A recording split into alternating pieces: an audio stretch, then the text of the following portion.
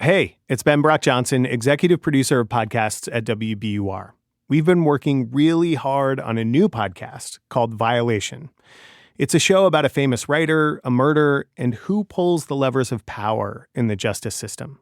I'm really excited to give you a sneak preview of the show with our new trailer made in partnership with the Marshall Project. And I'd love for you to find Violation and follow or subscribe to the show wherever you got this podcast. WBUR Podcasts, Boston.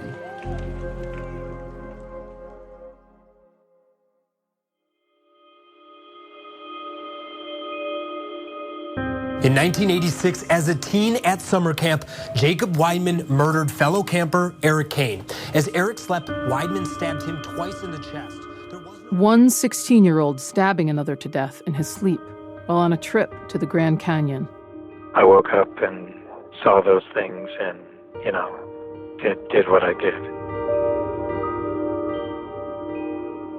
In 2016, after decades behind bars, Jacob Weidman had a shot at freedom. I believe it's time for mercy and clemency. At 46, Jacob took his first steps into the free world as an adult. But his victim's family was outraged. I was devastated. I think the case felt different from the start. 9 months after his release, Jacob Weidman was back in prison. Was it a slip-up or something else? I mean, come on, that's a setup. To go out there, put a GPS on the guy, and track his every move. That's almost sick. And there's something else about this case. Jacob Weidman's father? He is one of the most acclaimed writers of his generation of the 20th The Rhodes Scholars' writing tackles race and justice and trauma. John Edgar Wideman's impressive body of work includes Philadelphia Fire, Brothers and Keepers, Father Along, and... My shelves are full of John's books. None of them includes the whole shocking story about his son, Jacob.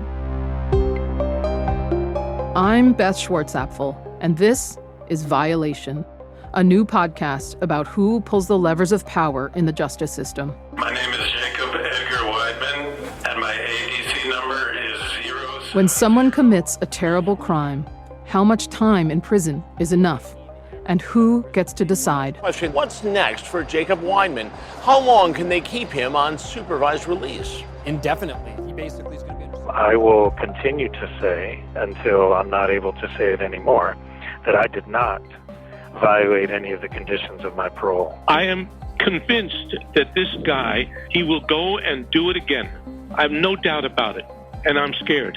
How much responsibility does one take for one's life, and when and how? But believe me, I've asked that question of myself many times, and I'll ask it until the day I die. Why wouldn't I?